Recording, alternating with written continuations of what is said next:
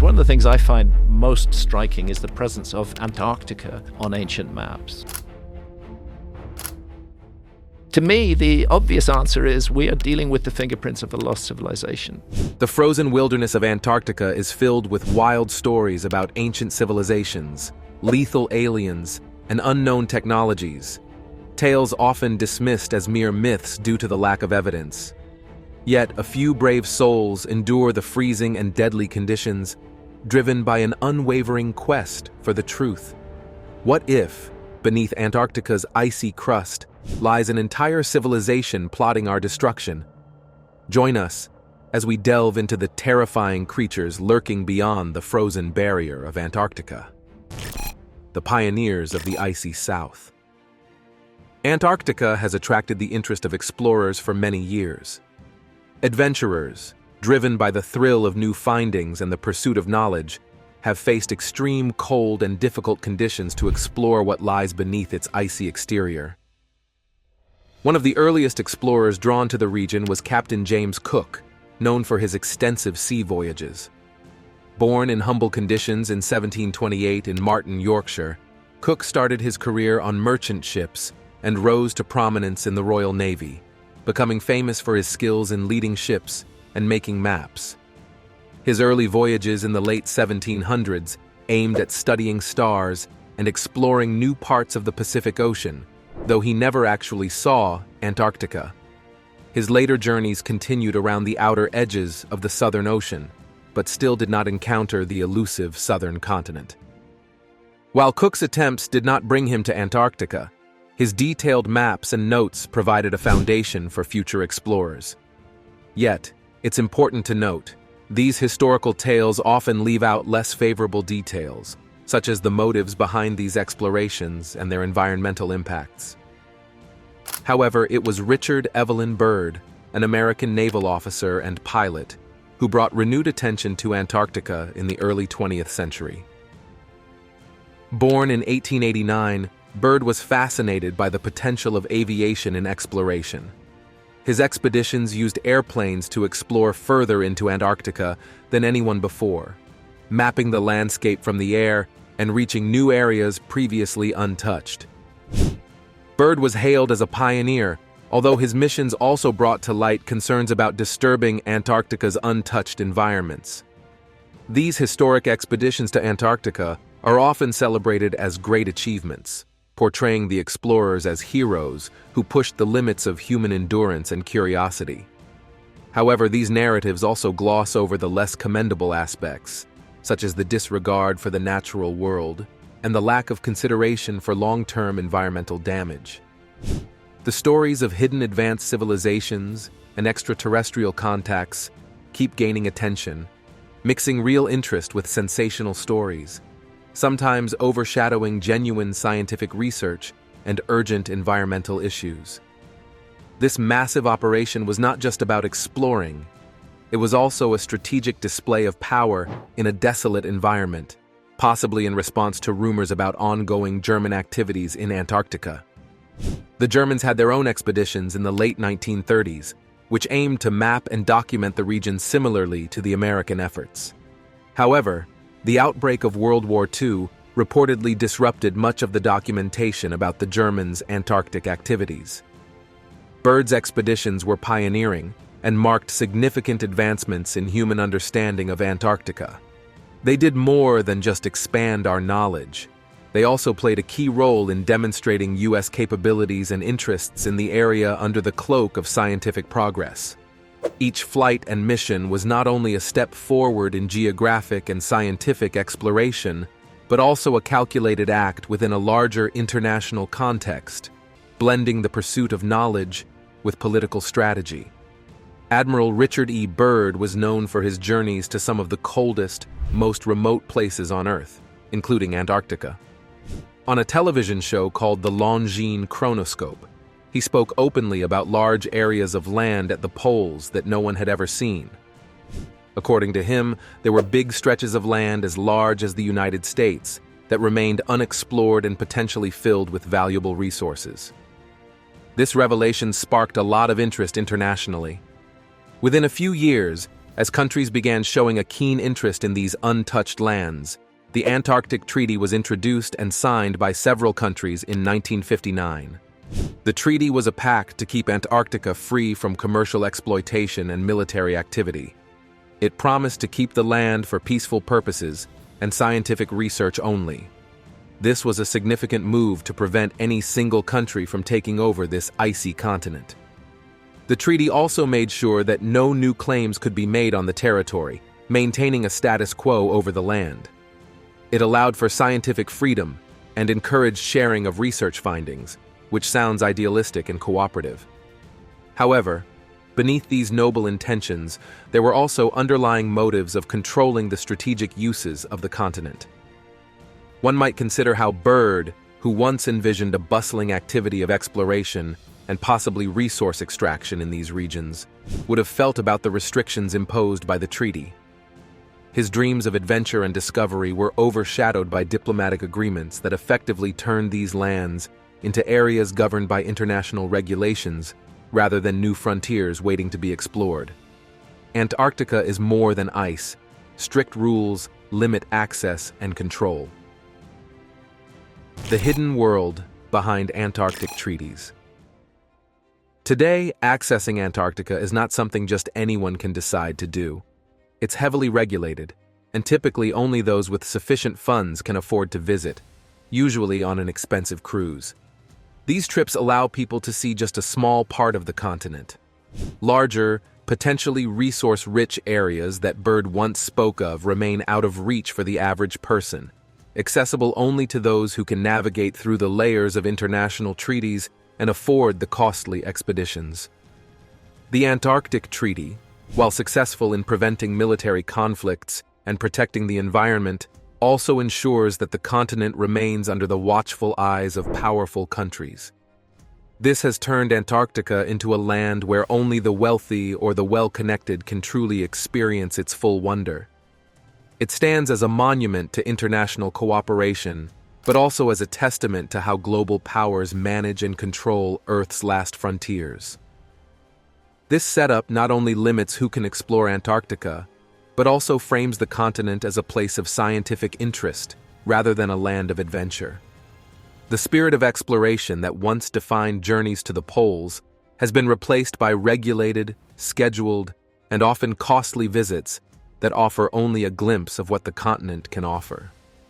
The big lands that Byrd talked about are now just distant views for most, kept pristine and untouched behind layers of political agreements and environmental protocols. Let's break down the deep meanings hidden in logos, starting with the laurel wreath. It's commonly seen as a symbol of winning and achievement, often depicted encircling the continents. This symbolizes dominance over these lands. But beyond that, the circle of the Relk might also mean literal containment, hinting that everything important is within its bounds. Logos are more than just a way to recognize a company or group. They are laden with heavy symbolism meant to evoke thoughts or showcase beliefs. Consider the logo of the World Economic Forum, which shows words encircled by a line striking through certain letters. For those looking closely, this design subtly suggests the number 666, associated with the number of the beast. Not exactly a coincidence, right? Then there's the Google Chrome logo, which features spirals and circles that some say symbolize an eye. This eye could represent a gateway into one's soul, or, less poetically, into one's private information. The colors winding into each other are said to create a vortex-like image, which some interpret as hinting at deeper surveillance undertones. The PlayStation logo, with its P and S shaped somewhat like a snake, might make you wonder if it's just about gaming or if there's a deeper, perhaps darker narrative at play. And then there's Apple's famous logo, a bitten apple, which many relate to the biblical story of the forbidden fruit, which brought knowledge and sin. Intriguingly, Apple's first computer sold for $666, which feels like a nod to this forbidden fruit theme. Moving to the United Nations logo, it shows the continents from a top-down view, surrounded by a laurel wreath. This portrayal could suggest a controlled or managed version of the world, with Antarctica unusually positioned not as a fringe, but potentially as a central anchor, subtly shifting its perceived importance. Orlando Ferguson enters the scene with his unique map from 1893, proposing a flat, non-rotating Earth. His map wasn't just a geographical tool, but a statement of his flat Earth beliefs, supported by biblical references. Ferguson's work aimed to affirm his religious convictions rather than explore new geographic theories. His map was laden with biblical verses, indicating that accepting this view of the world was synonymous with maintaining faith. According to Ferguson and those who agreed with him, to reject his map was akin to rejecting the foundation of their beliefs. These examples show that logos, symbols, and even maps are not neutral or harmless. They are crafted with significant intentions, packed with ideological weight meant to influence or affirm beliefs. These designs are not merely for decoration or branding. They serve as pieces in a larger game of influencing perceptions and beliefs. Each design, each symbol comes with layers of meaning, and each viewer might be an unwitting participant in a larger narrative shaped by these visual cues. It's compelling, and perhaps a little disconcerting, to realize the depth of thought and strategy embedded in these everyday symbols, all designed to shape how we see and understand the world. The narrative touches on the idea that the universe is structured in a layered fashion, with humanity living under a cosmic canopy while a supreme being patrols above. This concept is rooted in dramatic biblical imagery and aims to illustrate the grand design and order of the cosmos. Logos have hidden meanings that tell deeper stories. The architecture of the universe. The Bible often talks about God being very powerful, but it also shows that people sometimes wonder if God is really taking care of them. For example, there's a question like, "Isn't God way up in heaven?" This makes us think of God watching from high above, hidden behind thick clouds. These clouds seem to block our view of him and suggest that maybe he can't see us clearly either, although this is probably more about making a point in a beautiful way than saying it's actually true. Then the stories bring up old times when bad people who did a lot of wrong things were destroyed by a big flood. This is a tough lesson about what can happen if people ignore God's power. Here, foundation means both the actual ground these people built on and the basic moral rules they should have followed. In the Psalms, the talk changes to how God has always been around and will always be there, with no start or end. This part tells us about God making the earth and the skies, which are pictured as having different levels, making everything sound more interesting and detailed. In the first book, Genesis, it talks about all the different animals in the sea and birds in the sky. This shows how full of life and energy the world is, with every kind of creature living in its own space. Isaiah provides a more geometric perspective, portraying the creation of the earth with a flat and straightforward base, and a heaven so big it requires divine measurement. This imagery of measuring the heavens with an outstretched hand introduces a personal, tangible element to the divine act of creation. Job's description of the sky as strong as a molten-looking glass serves to highlight its durability and transparency. This analogy suggests that the sky, while robust, allows us to view the wonders of the cosmos, depicted as both a barrier and a window to the divine.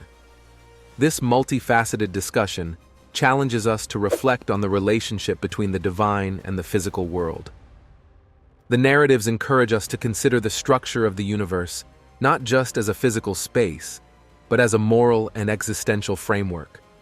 Each layer of creation, from the foundations of the earth to the expansive heavens, is depicted as part of a deliberate and thoughtful design, inviting us to ponder our place within this grand scheme. As we delve deeper into these themes, we're invited to engage with them not merely as observers, but as participants in a cosmic dialogue. While the divine might set the stage, it is our role to engage with the knowledge and wisdom presented, continuously seeking to understand the intricate tapestry of life and existence laid out before us. This engagement is not passive but active, requiring us to interpret, question, and ultimately find our own place within the big universe.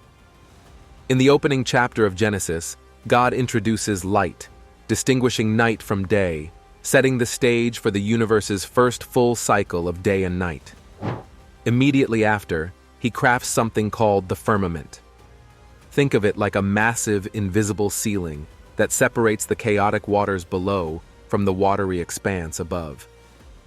This firmament, which God names heaven, isn't just a simple barrier, but a complex, self-sustaining dome. It's similar to the arches and domes we see in buildings on Earth that support heavy loads without additional support.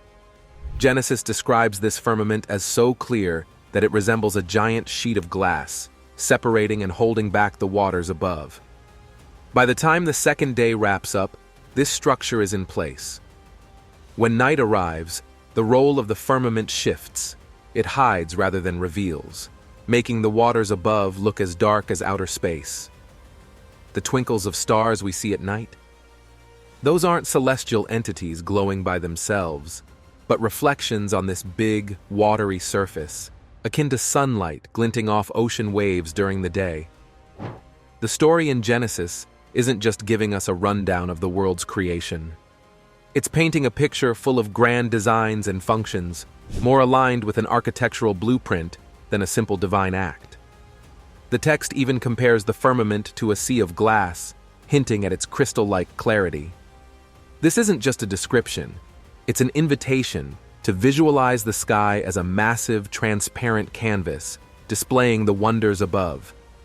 Light playing through this firmament, according to the Bible, bends and splits into a spectacle of colors, much like light passing through a prism, resulting in a rainbow.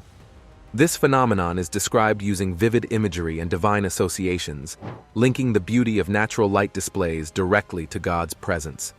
Further into the scriptures, this visual motif of divine brilliance continues. The book of Ezekiel, for example, describes God's throne as positioned directly above this crystal-clear expanse, surrounded by fiery brilliance and precious stones. The sight is so overwhelming that it is said to strike fear and awe in those who see it. Ezekiel himself falls to the ground, overwhelmed by the vision. The biblical writers use these descriptions not just to explain the world's physical properties, but to imbue them with a sense of divine origin and purpose. The firmament isn't just a part of Earth's atmosphere, it's a stage for God's glory, presented through natural phenomena like the rainbow and the northern lights.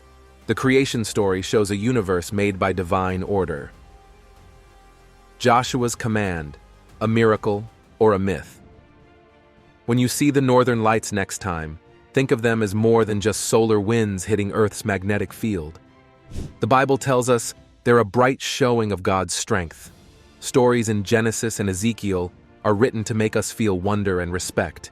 They show nature as a masterpiece made by God. These old stories make nature very important and godly, making us see God's hand in how the universe works. Whether you believe these stories are true or just symbolic, they help us feel a deeper bond with the divine. They remind us that the beauty of nature is a constant sign of God's presence and power. Operation Fishbowl was a series of nuclear tests conducted by the United States in 1962 as part of the broader Operation Dominic during the tense period of the Cold War. The purpose of these tests was to determine how nuclear weapons would perform in the environment of space, particularly how such explosions would affect Earth's magnetic field. These tests were carried out from Johnston Atoll in the Pacific Ocean and aimed to observe the results of nuclear explosions at high altitudes in conditions that mimic the near vacuum of space. The project was part of a larger competition between the United States and the Soviet Union, both eager to advance their nuclear capabilities. The operation included several notable tests named Bluegill, Starfish, and Kingfish. The tests, such as Bluegill and Starfish, first aimed to launch nuclear warheads into space using Thor missiles. These early attempts focused on understanding the potential disruptions these explosions could cause to communication and radar systems. Particularly, the Starfish test unexpectedly created a temporary artificial radiation belt around Earth, indicating the complex interactions between nuclear detonations and the Earth's magnetic field. Meanwhile, Kingfish, intended to be the concluding experiment of Operation Fishbowl, faced a technical setback when the warhead failed to detonate at the intended altitude. These tests were very ambitious and show a time when showing off technology and military power was more important than thinking about the environment or ethics. Official stories might make it seem like these were safe experiments, but they don't really talk about the big risks or the long-term harm they could do to Earth's magnetic field and the space around our planet. On a completely different note, the discussion around biblical cosmology introduces a contrast to the human-driven chaos of nuclear tests. Biblical texts describe the cosmos with a sense of order and purpose, where the heavens are depicted as a carefully stretched-out tent designed for life. Passages from the books of Isaiah and Psalms portray a universe created with intention and precision, governed by divine laws rather than human experimentation. They tell of the sun and moon functioning harmoniously within this divine tent, serving distinct purposes and marking time and seasons in a predictable, orderly fashion. This perspective from Scripture offers a reflective pause from the aggressive advancements of human technology seen in Operation Fishbowl. It suggests a cosmos that operates not at the whim of human intervention, but within a framework of established celestial order. The contrast is stark. On one side, the explosive, sometimes reckless human attempts to manipulate the upper reaches of the atmosphere. On the other, a portrayal of a universe that functions smoothly under divine guidance, without the need for human-induced explosions. These narratives, one of human technological ambition and the other of divine cosmic order, invite us to consider the implications of our scientific endeavors. They challenge us to think about the balance between human innovation and the natural laws that have governed the cosmos long before humanity attempted to alter them. Whether it's through the lens of Cold War nuclear tests or the poetic descriptions of the universe found in biblical texts, both viewpoints offer insights into the boundaries we navigate, those we push with technology and those we are reminded to respect by ancient wisdom. In a fierce battle, Joshua and the Israelites were up against the Amorites, who were severely weakened and on the brink of defeat. During this critical fight, Joshua did something extraordinary. He commanded the sun and moon to stop moving. According to the ancient text, the Book of Jasher, Joshua's command caused the sun to halt above Gibeon and the moon in the valley of Ajalon. This pause in the heavenly bodies allowed the Israelites extra time to secure a victory over their enemies. For those who consider the early chapters of Genesis as more symbolic and lean towards human interpretations over literal biblical narratives, the event of Joshua controlling the sun and moon might seem unbelievable. Was Joshua's act just a dramatic story, or did he indeed have the power to control the cosmos with his faith? Ancient battles and cosmic events reveal deeper truths. Eclipses, stars, and earthquakes. Shifting to the prophetic descriptions in the Book of Revelation, the account gets even more complex, with references to unusual cosmic events. Revelation describes a time when a third heavenly body appears, causing eclipses by coming between the earth, the sun, and the moon. During a significant earthquake, this body casts the sun into darkness and turns the moon blood red. These strange occurrences are visible to everyone, symbolizing significant future events when all will witness Jesus' return. The narrative continues with an interesting observation about stars. The text describes stars falling to earth quickly, like figs dropping from a tree in a strong wind. If these stars were light years away, as science suggests, their sudden fall to earth would be impossible under normal circumstances. This description suggests that perhaps the stars are not as far away as we think, but are closer to Earth, making their quick descent feasible. Stars are not just points of light, but have roles and characteristics. For example, Job and Psalms propose that even the moon and stars are not bright enough in God's eyes, indicating they are less than perfect. Despite their flaws, these celestial bodies are known individually by God and have unique roles, such as singing joyously during the creation of the world. Daniel's writings elevate the importance of stars, associating them with wisdom and righteousness. The righteous, it says, will shine like stars forever. However, Jude introduces a darker side to these celestial beings. He describes some stars as wandering and shamed, doomed to eternal darkness for their misdeeds. This imagery parallels the fate of certain angels mentioned in Jude, who abandoned their assigned roles and are now bound until judgment. So, the stories in these scriptures show a universe where things like stars and northern lights are not just natural events. They are also connected with spiritual and moral meanings. The writings in the Bible present ideas that seem specifically designed to spark endless discussions among both believers and skeptics. Is it possible that the falling stars mentioned in Revelation are actually symbolic of the angels who sided with Satan? Revelation chapter 12 describes a scene of cosmic treachery where a great red dragon removes stars, which could represent rebellious angels, from the sky with a swipe of its tail. The depiction is clear, but does anyone genuinely think that each shooting star represents an angel turning away from the light of God? The connection between heavenly events and biblical stories grows more complex in Revelation chapter 9.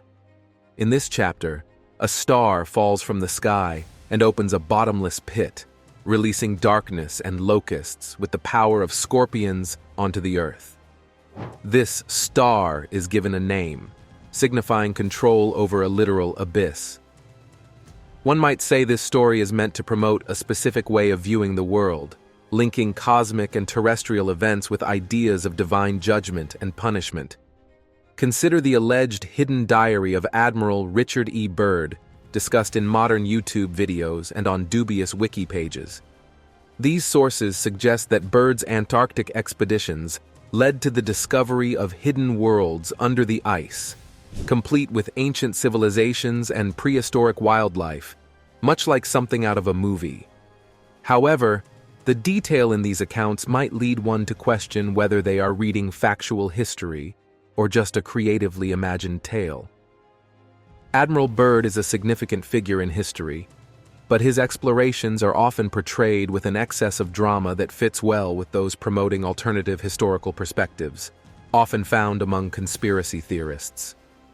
Followers of the truth movement hold on to his stories as if they were factual, taking delight in the supposed hidden realities of our world, perhaps as a diversion from more ordinary truths. Now, let's discuss those who interpret biblical texts to dispute established scientific concepts. Some argue for a flat earth, drawing from scriptures like Job and Psalms to support their views, which contradict centuries of scientific proof. They assert with great conviction the existence of the earth's edges and base, ignoring massive amounts of evidence. The argument sometimes turns to specifics, like how underwater cables and flight paths might support a flat Earth theory, or how wide-angle lenses have altered our view of the world for years. These people claim that everything we understand about the universe is false, suggesting that the sun's heat and the continent's shapes are just parts of a massive deception orchestrated by those in power. This mixture of biblical interpretation and skeptical conspiracy thinking forms a complex narrative that aims to question the foundations of both scientific knowledge and religious faith. Is this just about learning, or are we making up stories about what we see in the sky? The video ends by saying, maybe it's best to look at the holy books ourselves, without all the extra ideas from the internet or old stories that people twist today. So, before you make a wish on a shooting star, think about where that light really comes from and the tales we tie to it. What do you think? Is our pursuit of truth guided more by genuine curiosity or by our need to craft narratives? Comment your thoughts below, and don't forget to subscribe for more.